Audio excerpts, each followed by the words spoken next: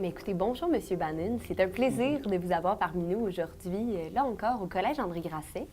Donc, écoutez, si ça vous va, je vous propose de rentrer tout de suite dans le vif du sujet. Notamment, vous êtes un ancien du collège. Vous avez gradué de la promotion 1966, après avoir complété votre cursus ici, 8 années. 8 années. De fréquentation du collège, tout de même. Hein? À ce sujet, je me demandais, pourriez-vous nous parler d'un cours ou d'un enseignant qui vous aurait marqué lors de votre parcours au collège? Dans les professeurs, j'ai eu plusieurs professeurs, mais il y a un professeur qui m'a marqué. Il s'appelle André Burel. Quand on est arrivé en philosophie, le régime en philosophie était un peu différent parce que c'est au niveau universitaire, donc on avait plus de liberté.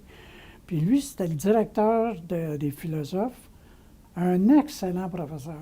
Quand il nous présentait la philosophie, mettons, scolastique avec Saint-Augustin, on croyait qu'il était un tenant de cette école-là. Puis 3 semaines après, il arrivait avec Kant, puis la théorie kantienne. Puis là, il détruisait Saint-Augustin avec Kant. Puis là, Bergson, 3 semaines après, Spinoza.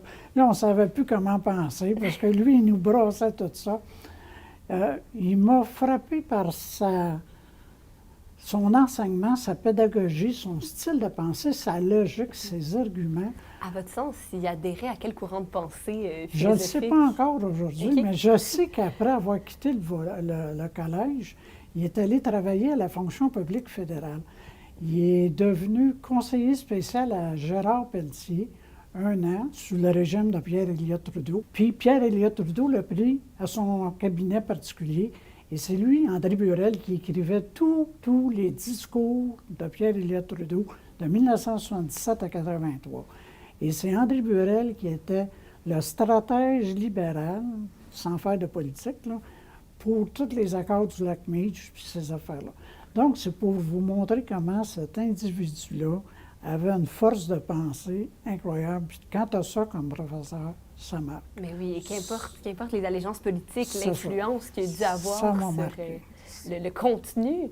On voit que les professeurs, les éducateurs sont avertis, sont érudits, sont dévoués, les portes sont ouvertes. Et quand la porte est fermée, il y a un horaire qui dit « Moi, je serai présent pour mes élèves de telle heure à telle heure, tel jour ». Ça traduit exactement la pensée qu'on avait. Nous autres, nos professeurs, ils étaient là pour nous aider, pour nous amener vers où on veut aller, qui est la devise du collège « Duc nos quotendimus ». Mais cette devise-là du collège, justement, pensez-vous que ça représente bien la mission de l'école? Je pense que c'est demeuré, puis la volonté puis la mission, on sent que c'est ça. Le collège a à cœur le succès de ses étudiantes et de ses étudiants, et il veut les conduire là où ils veulent aller. À ce sujet aussi, j'aimerais aborder le fait que Grasset, c'est clair, au-delà des études, c'est des amitiés, une ambiance, un milieu de vie, je dirais même. À ce sujet, je me demandais si ça vous intéresserait de nous partager une anecdote que vous avez vécue lorsque vous avez frôlé les passages au collège. Une anecdote. Une ou plusieurs, à votre discrétion. J'en ai retenu une que je voudrais partager. Le collège a été le terrain d'une grande exposition dans le tout Montréal. Ça a apparu dans les journaux locaux à l'époque. Le collège a ouvert ses portes à une exposition de peinture, de peintres montréalais. Il y avait du Ayotte, Bordua, Leduc, Pellan, Suzanne Côté. Il y avait 254 toiles qui étaient exposées dans les murs du collège. Ça a duré 12 jours à Montréal. Mais je veux le dire, pas parce qu'il y avait une exposition au collège, parce que je voudrais que les gens sachent que quand on était étudiant, ici, on a été élevé dans la culture, parce que toutes ces toiles-là là, sont restées. Moi, quand j'étudiais ici, là, dans les corridors et dans les classes, il y avait du Bordua, du Leduc, du Pellan. Donc, on a été baignés dans un climat de culture. Quelle chance! Quelle chance, là encore!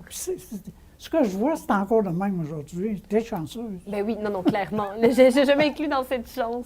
Pour aller un peu dans un autre ordre d'idée, je me demandais à quoi est-ce que vous attribuez votre attachement au Collège André Grasset? Mon attachement, quand tu as passé 8 ans ici, tu as fait des liens d'amitié très fortes parce qu'on rentrait ici quasiment en culotte courte à 11 ans, puis on sortait avec une moustache.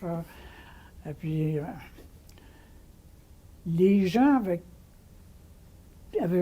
qui j'ai commencé à étudier, je les vois encore aujourd'hui. Et je ne suis pas tout seul, je pense que tous les étudiants qui ont connu ce cours classique-là. Et je sais que c'est pas rien que dans mon temps, là, je connais des collégiennes et collégiens qui sont passés 2 ans ici, puis qui ont rencontré. Il y en a qui ont rencontré leur conjoint ici. Là. J'en connais, moi, qui demeurait sur ma rue à Brossard, sur la rue Tyrol. Par hasard, j'ai resté 35 ans là, puis quand on s'est parlé de Grasset, elle et lui se sont rencontrés là. Alors, ça veut dire qu'il y a des bonnes choses, il y a du bon monde. Il y a beaucoup de bébés Grasset aussi. Il y avait des bébés Grasset. J'ai un gars dans ma classe, ses enfants sont venus, ses petits-enfants sont venus. C'est générationnel même, ça, la tradition c'est- se perpétue. Ben oui. Écoutez, moi, à titre personnel, je suis encore super proche et amie avec les personnes avec qui j'ai été dans l'association Bon. étudiante. Donc, vous voyez que même encore dans les promotions C'est ça. les plus récentes, L'attachement se fait par les gens, je pense, par nos confrères. à ce sujet, est-ce que vous auriez un conseil à donner à un étudiant ou une étudiante qui étudie actuellement au collège? Quand on rentrait dans mon temps, j'aime pas ça parler de ça, dans mon temps, on rentrait pas au collège, nos parents nous inscrivaient au collège. On était petits, on était jeunes, puis ils voulaient faire quelqu'un avec nous autres. Aujourd'hui, les étudiants qui s'inscrivent, je suppose vous vous inscrivez, vous êtes en mature et vacciné, j'espère vacciné aussi. C'est parce que vous voulez réussir dans la vie. Les étudiantes et les étudiants qui s'inscrivent à Grasset, ils veulent réussir dans la vie. Moi, le conseil que je pourrais leur donner aujourd'hui, rendu à mon âge, l'important, c'est pas de réussir dans la vie, c'est de réussir sa vie.